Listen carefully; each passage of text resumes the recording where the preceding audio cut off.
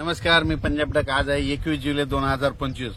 मी या सोयाबीनच्या शेतामध्ये उभा आहे, पण ही सोयाबीन आहे धाराशिव जिल्ह्यातली, म्हणजे धाराशिव जिल्ह्यातली ही सोयाबीन आहे. पाहू शकता कसं पीक बहरलेलं आहे.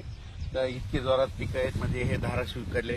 आणि या ठिकाणून धाराशिवचे काही जणांची सोयाबीन सुकत आहे, म्हणून या धाराशिव जिल्ह्यातूनच त्यांच्यासाठी एक आनंदाची बातमी देतो.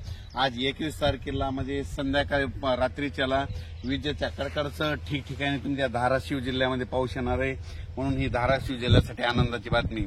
लातूर जिल्ह्यात देखील पाऊस येणार आहे, नांदेड जिल्ह्यात देखील येणार आहे, त्याच्यानंतर सोलापूर जिल्ह्यात येणार आहे, अहिल्यानगर येणार आहे, इकडं सांगलीकडे येणार आहे, साताऱ्याकडे संभाजीनगर आहे, जालना जिल्ह्याकडे आज येणार आहे, परभणी जिल्ह्याकडे, बीड जिल्ह्याकडे, त्याच्यानंतर हिंगोली, त्याच्यानंतर बुलढाणा जिल्ह्यात देखील आहे, त्याच्यानंतर जालना, संभाजीनगर, जळगाव जिल्ह्यामध्ये, नाशिक जिल्ह्यामध्ये कोकणात जोरदारच पडणार आहे, म्हणून हे लक्षात येतं. म्हणजे सांगायचं झालं तर 21, 22, 23च्या दरम्यान आता हे जे जिल्हे सांगितले त्या जिल्ह्यात चांगला पाऊस पडणार आहे.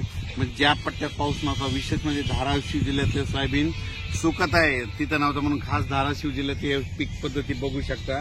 एवढी मोठी सोयाबीन आलेली या ठिकाणी देखील आज धाराशिव जिल्ह्यात खूप ठिकाणी पाऊस पडणार आहे, या 3 दिवसात पडणार आहे, म्हणून हा अंदाज लक्षात येतात. पण त्याच्यानंतर बीड जिल्ह्यात देखील आहे, लातूरकडे आहे, नांदेड आहे, परभणी आहे, हिंगोलीकडे आहे, वाशिमकडे आहे, अकोलाकडे आहे. म्हणजे राज्यात म्हणजे आजपासून ठिकठिकाणी पावसाला सुरुवात होणार आहे. म्हणजे जवळपास जिल्ह्याच्या जवळपास 50% भागात तरी आज बऱ्याच ठिकाणी पाऊस पडेल. आजच्या पेक्षा म्हणजे 22 तारखेला आणखी याची व्याप्ती वाढत जाणार आहे, 23ला आणखीन जास्त वाढणार आहे. म्हणजे सांगायचं झालं तर या 4 दिवसामध्ये 21, 22, 23 आणि 24च्या दरम्यान म्हणजे ह्या धाराशिव जिल्ह्यात सगळीकडेच पाऊस पडून जाईल आणि सगळ्यांचं जे सुकलेलं सोयाबीन आहे ते चांगलं दिसणार आहे, म्हणून हे अंदाज लक्षात येतात.